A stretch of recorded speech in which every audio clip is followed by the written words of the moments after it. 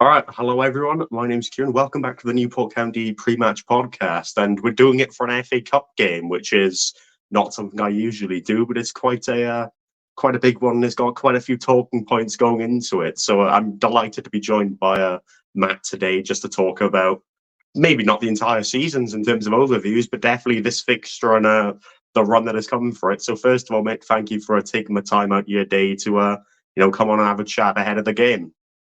No worries. Thank you for having me on.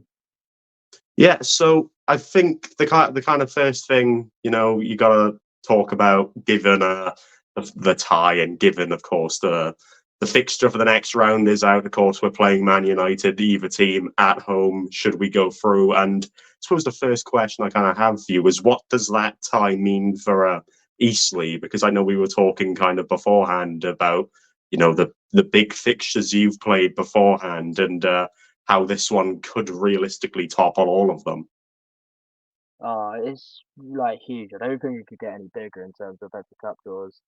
There's always the tie you're kind of looking out for. Just like, because obviously we all know United about you know how good like history of the passes and you all are, but just even getting a Premier League Championship side, like just seeing a draw go by and you go in, okay, Maidstone are out, okay, Bristol Rovers are out, and going, okay, good, like each tie, but when you do Man United or Wigan United, but United. I just think it's insane. Just the amount of coverage we've gotten already because of it is pretty special, to be honest. Even if some of it might not be the most kind of positive portrayal, but just to even get like coverage, like being in college, had amount of people coming up to me going, "Oh, and like someone about asking about United tickets already," and the people who have just not even been interested in what in Eastleigh whatsoever in non-league or whatever football. So I think the tie couldn't be any special, but just got to make sure we get there first, which is a challenge in itself. I mean, yeah, it's definitely a challenge for us. And literally all the things you've said there, I've been through very similar. People have never talked to football about before, they've went, oh, when are United tickets on sale? Or, how does the ticketing process work? And even just for us, we've had the big ties. We played them before, Man City, Tottenham, we played Leicester, just to name a few of them. But you can't fault, I don't think, and you can't really deny that United are the biggest, or one of the two anyway, along with Liverpool, in terms of the ties you want to get. And for, I suppose, both clubs, it's massive, not even just as a attendance thing in terms of exposure for the club, but financially it's huge. Even just getting through this next round is six figures, and then God knows how much money you kind of get from there. It's going to be huge, especially for us, given our circumstances. We're a fan-owned club and all this stuff as of present day, anyway. So it's huge, equally for financial reasons, I suppose, as it is for just exposure and the buzz that I'm imagining you're definitely getting around Eastleigh as well. Oh, yeah, definitely. I think financially it's quite hard to tell because we've obviously been brought over by Stuart Donald again, who he built the club up basically in the National League South to compete at the top of the National League. We've been brought back, and obviously he's got a bit of quite a lot of money, which we've seen us investment in the playing team. So maybe I feel like the cup draw maybe have not been as kind of important maybe as it was maybe like 2 3 years ago, but we've still got they're still trying to become like more sustainable and being able. Yes, but was it like I think it's something like we won with like 110,000. So just to have that kind of money was probably about players beach bills for God knows how long, like a ruined time. So I think in and itself is special, and the I said with like the broadcasting fee because if we obviously win, it'll be on TV. Shame it's not on this side, but I say for a non-league club, like any Premier League team would have been special. But the fact it's Man United and that we have a big chance to get through to the furthest we've ever been is it's insane, really. And it's kind of for the our league season hasn't really been particularly anything glamorous, but to have that cup run along with it has made like the season really, and it's going to be one to remember. Oh, without a doubt. And I think for us especially, it'll be one to remember in the same ways that potentially in the league we're not quite where we want to be. And just having this extra bit of a cup run, I think we're like 5, 6, 7 games unbeaten at the minute. like I said, it's 5 unbeaten and then 1 defeat now past 8. So to just have this little bit of a run going ahead of this game's fantastic in the league anyway, and having this tie is just equally as huge. And I guess the next thing I want to go into is, of course, yesterday as of recording, or it'll be 2 days ago, depending on when I decide to upload this. We both played retrospective league games. You played Southend, lost 1-0 at your place, to my knowledge, and we went over to the Eco Power Stadium to play Doncaster, and we won 1-0 there. So in terms of your squad, in terms of the setup you went to, of course, we were talking beforehand, you said it wasn't a pretty game by any means, but how was the lineup going? Was there, kind of players that you'd expect, or most of the players rather, that you'd expect to play this game on Tuesday? Or was it one of the things where you had a few rotations of names that aren't as familiar? I think for playing squad wise, I think it couldn't really probably be in a better position. I think the only suspension / injury we had was the player who got sent off in the first tie. So obviously a bit of a miss, but big miss, but not really as crucial as probably if you played a few weeks ago. I think we would have been a lot tougher, especially the potential of extra time and replay. I mean, not replay, going to a replay. Like we had like Quigley back, who was out for like personal, personal issues and stuff like that. So just have a full strength team, which is possible, which is entirely possible, is massive, obviously, and it's quite hard to tell really because form recently have been really poor. I think with something like we haven't won. Trying to think really since the 23rd, which was probably about 3 or 4 games ago, and we've had two. I think 2 games we probably on paper should have been won in. Southend's obviously always going to be tough, but the way we kind of got beaten, even though it was 1-0, was like quite a big blow to be honest. But I think during that game it's quite obvious where our intention or our eyes are on, and it's not on the league at the moment, which is quite unfortunate because we're quite in a good position for playoffs. We were in a position for playoffs, but like I said, the cup and everything at the moment, and we're in a good position playing squad wise. Form wise, we've had a bit of a drop off, but you never know with the cup, especially on Tuesday night under the floodlights. Barnet didn't do it, but hopefully ours will be a lot different.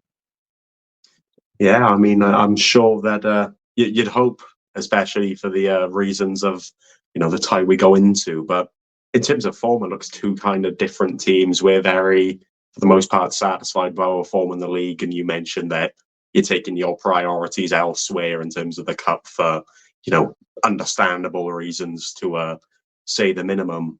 We had 3 rotations in terms of the regular first teamers than you'd expect. And there was the post-match interview with Graham Coughlin, and he was asked whether the rotations were made, of course, in mindset of the Eastleigh game, looking forward kind of thing. And he's always been a manager that kind of books one game at a time. So he ended up saying that, no, it's not a situation where we were looking towards the Eastleigh game. Of course, it's a thing that you can't ignore, but it's one of the things where we are in a position where earlier on in the season we had loads of injuries and we couldn't really rotate it all.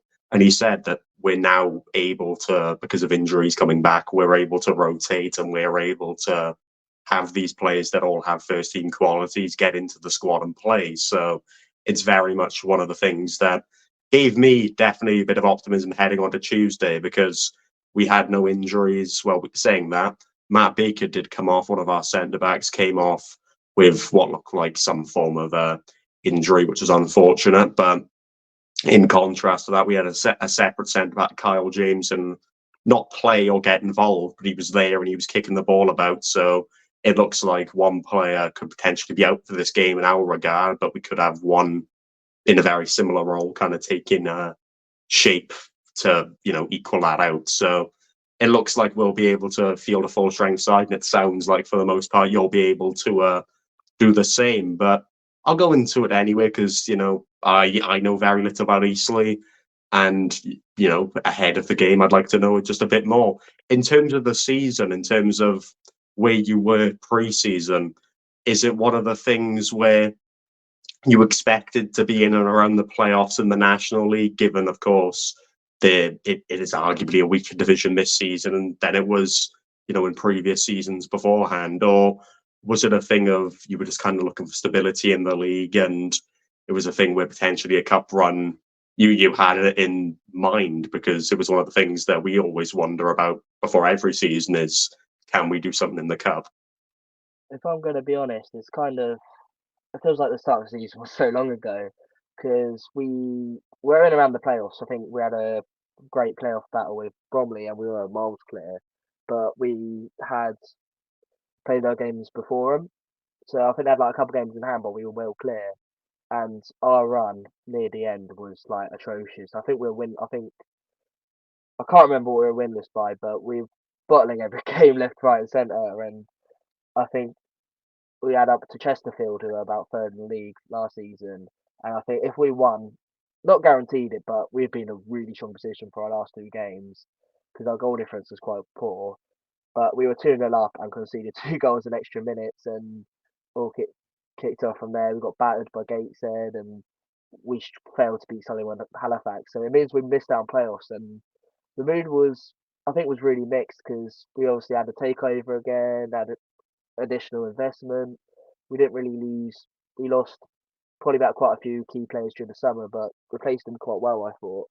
But I think the question was really is could we get playoffs? Could we improve? And we failed. I think our first 5 games was one of the worst 5 games I think I've ever seen. Sacked the manager, brought in our previous director of football. So it's been really tumultuous, and I think the FA Cup, especially in the previous years, we've had Bournemouth away twice, and Bournemouth, I think, are probably the worst team you could possibly play in non-league, with no real probably disrespect to them, but we always play them in every cup competition. Probably the most boring place to go, and we had them at home this time, and we had them again in the cup, and I think it was like the third time in a row. So I think when we draw, I think the attitude to the cup really was it'd be nice to go far, but let's be honest, I think fallen out of love a bit with it, and but I think since beating Bournemouth in the first round, I think attention went straight to the cup. Like a big game like Reading, one of the biggest we've had, and to beat them on the last minute winner was special. To get maybe a less admirable tie as well. Maybe not have been like with due respect, like when the draw came out before our game, we're like, oh, not again. But to have a chance now in the fourth round, chance to play Man United, I think everyone's focusing on the cup now. The leagues are really a second thought, despite being in quite a strong position a few weeks ago. So been up and down really. Yeah, I mean, yeah, that's very fair, and we haven't exactly up to now anyway had the most of the iconic FA Cup run we've played. As of now, 3 National League sides. We played Oldham in the first round, got through them just about. Barnet, of course, very similar to Eastleigh, drew to them 1-1. Then went to their place, beat them 3-1 under their roof and that kind of stuff. But I suppose the next thing I kind of want to ask, and it's a almost a cliche in a way, that home ties are easier to win because of the fan base that you kind of have, and of course the statement of 12th man is something that goes around a lot, that the home fans kind of bring atmospheres. But there's been lots of clubs I've been to that get on kind of teams' backs when games don't go well for them. So I suppose the thing I asked is, should the game, let's say, not start off too well for you, and it's very much an atmosphere thing, how do not only all players react, because we've had very mixed reactions to going 1-0 down and all these kind of things, but how do, in terms of home games anyway, how do your fans and players kind of react and respond to going down in that regard? Well, it's quite an odd one because I think at home and away is very different because our away form is so bad. So every time we're away, we can see and it's like, oh, uh, it all gets quite sour and it gets very positive. But I think just due to but I think it would, don't want to tempt fate, but I think it would bode quite well because in the home games, I feel like it's a different story. We had Barnet, I think one of the first games of the season, we were probably one of the worst. I think I've ever seen in the first half. We were 3-0 down, but came back to draw 3-3. Or like the very last kick and touch of the ball. So I think if we do go 1-0 down, or we probably will do, not totally sure. We've been really bad in terms of conceding the first goal. We always take a concede to get maybe a bit of a reaction sometimes. So I think maybe to not start so well, I don't think it'd be, hopefully not anyway, but it wouldn't be too much of a kick, if it makes sense. Like, I remember all of us saying before, and I remember I was speaking to a couple of Newport fans before the game saying, first goal basically wins, and even though it was probably a bit of a dubious penalty decision in the end, but I think to have that character to come back kind of shows what we can be about. And I just think it's kind of a wait and see, and depends on how we react to this whole kind of fanfare around the club. Because against Reading we acted well, but you never know really. If a chance to play Man United and you go all of a sudden go one or even maybe two goals down like quite early, then it's not going to be a positive feel really to kind of miss out on the chance in the attitude of that we're probably going to miss out on the chance to play Man United. So hopefully it'll go well, but it's really hard to tell with us. That's one thing I keep having to remind people.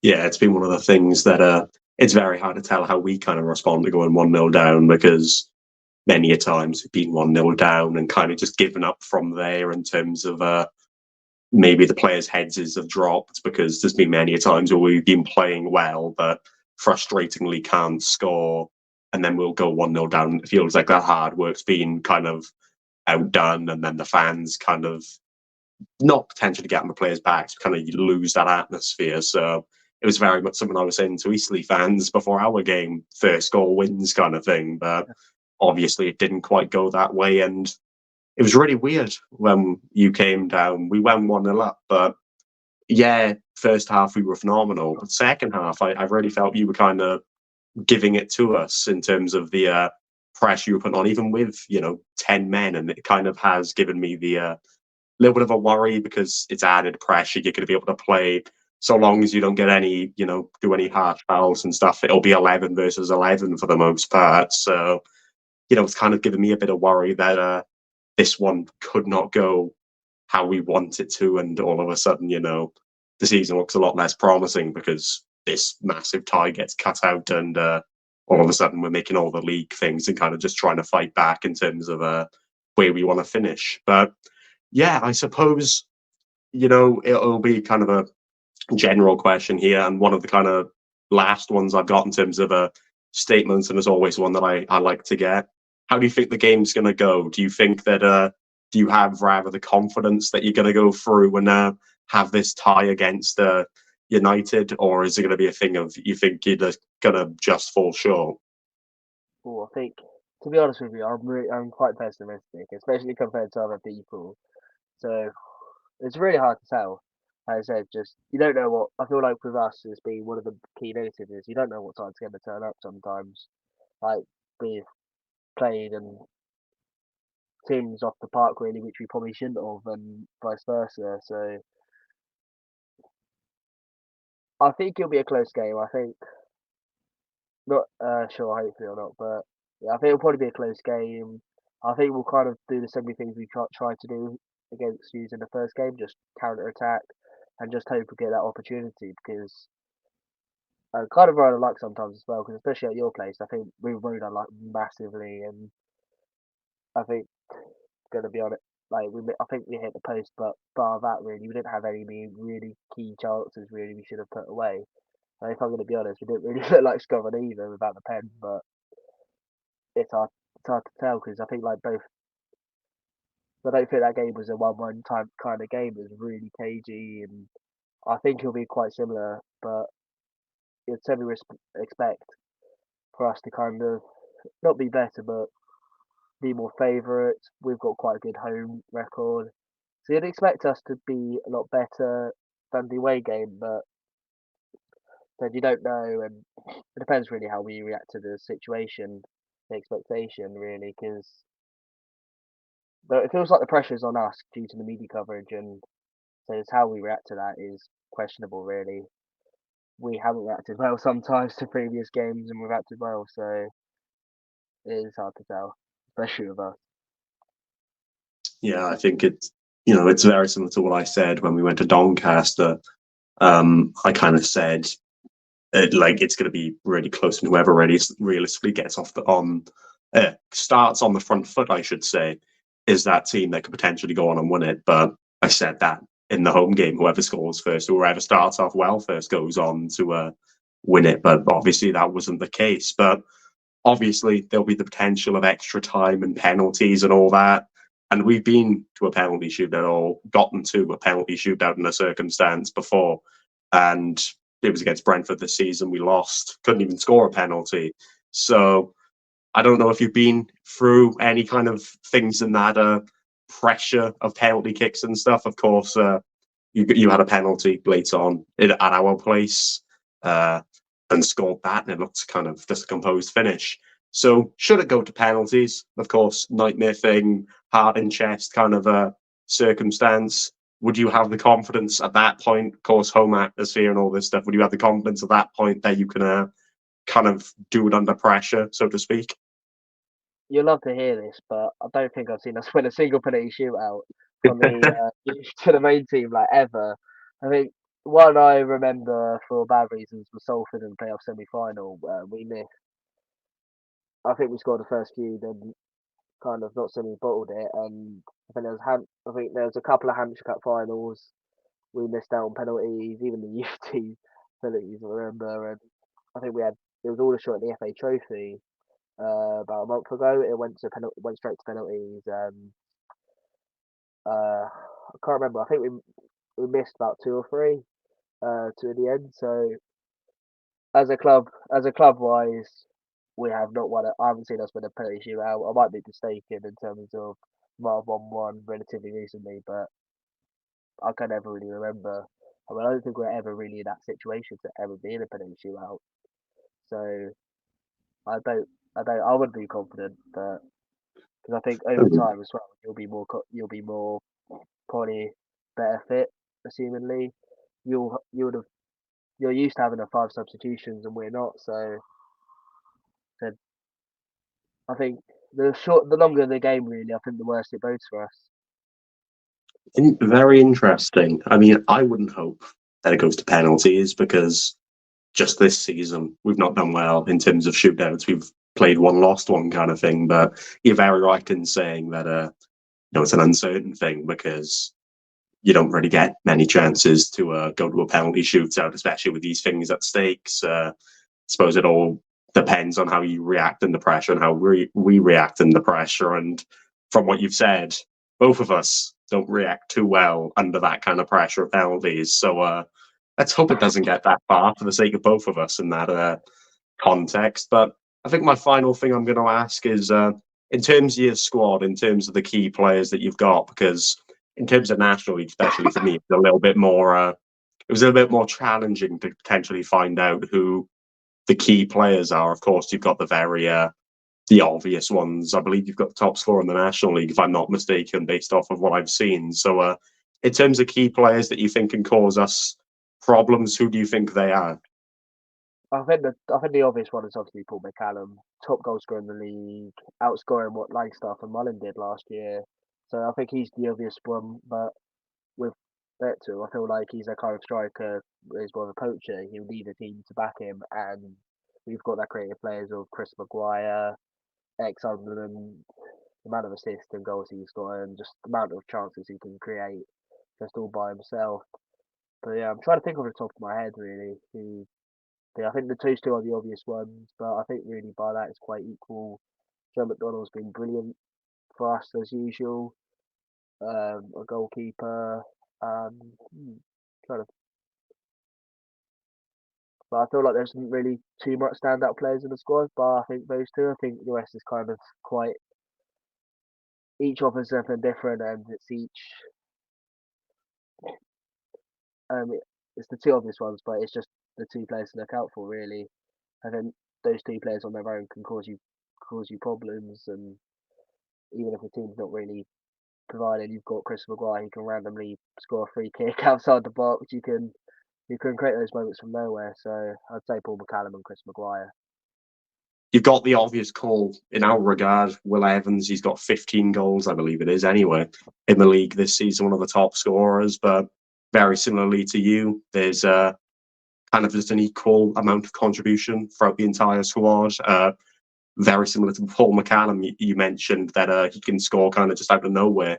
We've got Shane McLaughlin, he's kind of scored out of nowhere kind of thing. Bryn Morris has done the same, just with a few random long shots that we take. It's one of the things where very similar clubs that I'm kind of listening to in terms of on the pitch anyway. Of course, off the pitch, it's very different, but on the pitch, it sounds very similar, and it kind of brings me an extra bit of confidence this one's going to be very close. And I think in terms of score predictions, and I hate doing these for the most part because I'm usually wrong, and I usually jinx myself and say that we'll win and that we won't. But to your, of course, it'd be to your expense or to our expense, depending on how the round goes. And I have nothing against Eastleigh, but I'm going to say 3-1. I think we'll start off well, and it's kind of the thing I really hope for is that we do very similar to what we did against Barnet.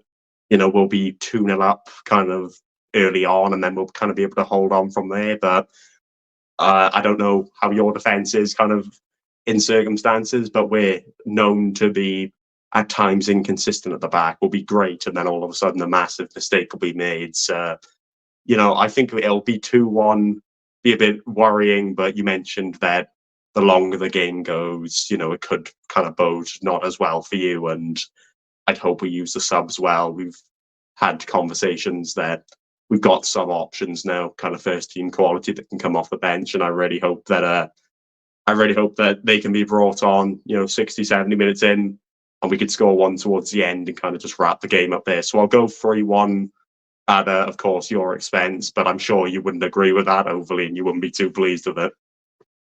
Oh.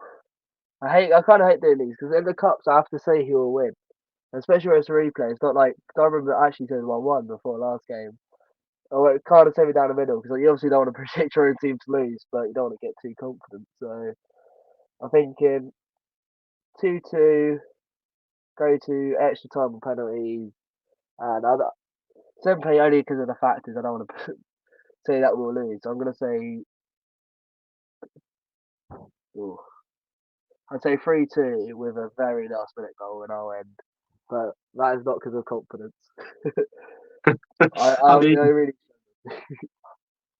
no, to be fair, man, that, you know, it's the FA Cup. It's very different to you know, league games. Kind of just random things happen in the cup. You had you know, there's many things in this season. You've had Horsham that, you know, kind of went through to Barnes the expense, not for pitch reasons, but rather for kind of disputed reasons. You've, of course, got Maidstone still in the cup, 6th tier. That's immense in itself, knocking out League One Stevenage. So in the way this FA Cup goes, as much as I have the hope and the kind of prediction that we'll win it, it would not surprise me at all to see this go on long and to see home advantage play to its account and you score late on, and then I won't be overly pleased. But yeah, I'm really excited for this game. And, you know, other than Tuesday, I wish you lot the best of luck in the National League. And you mentioned the playoff things and all that kind of stuff. I hope that you are able to achieve that what you want to in terms of the league this season. But at the same time, I hope that your FA Cup run ends on Tuesday. Oh, yeah, same likewise. Like, good luck. It's just a shame that it's one of us that will have to be out. Then you know what I mean. It won't face United really, which is I think the shame of two lower league sides because on one hand you obviously got guaranteed a lower league side playing the Premier League big game for both of us.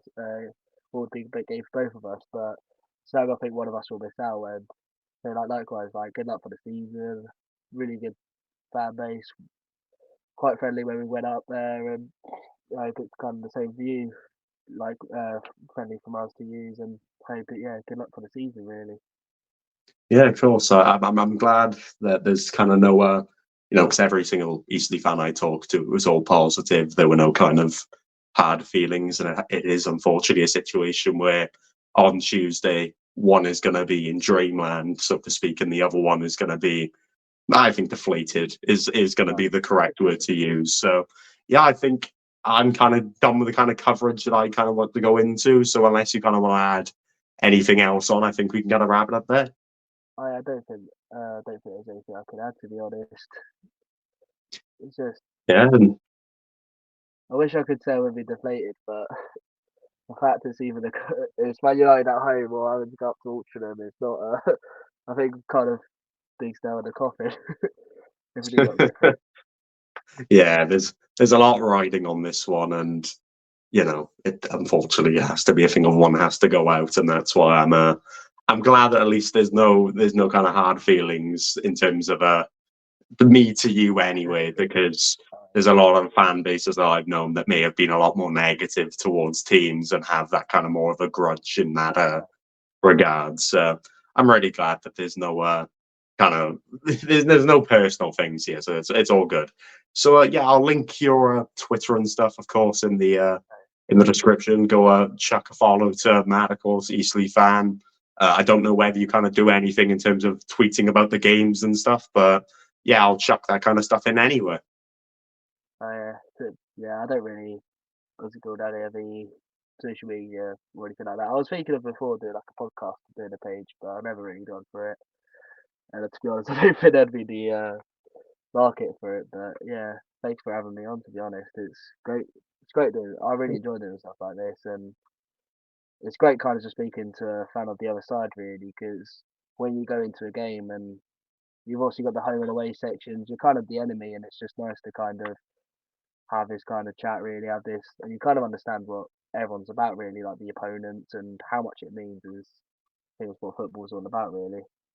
Yeah, it's definitely what football is all about. At the end of the day, we all support opposite clubs, but it's very much a group thing. Everyone has the passion for the same sport. And that's the reason that I did it. It's very much I kind of lose the tension, and kind of understand that both teams want the same thing. They want the good for their team, and no matter what, for the most part, anyway, there's no kind of harsh things, and it's always just that competitive moments kind of while you're playing the game. So yeah, it's been a fantastic chat, mate, and thank you for your time.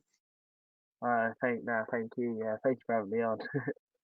So yeah, of course I'll link Matt's Twitter in the description regardless, and yeah, thank you all for watching. Should you have made it through this half-hour chat or so, however long it's been, and yeah, make sure you leave a like, subscribe, do all that kind of stuff. Support the channel in whatever way you see fit using the links in the description. And yeah, let's hope and pray that I'm coming on here, on Wednesday or on Thursday, depending on how schedules work. And let's hope I'm coming on here saying that we're in absolute dreamland in the FA Cup playing United. So yeah, I wish you all the best in terms of whatever you're doing after watching this. Have a good rest of your morning, afternoon, or evening, and yeah, take care. And let's hope that we can go on another historic cup run.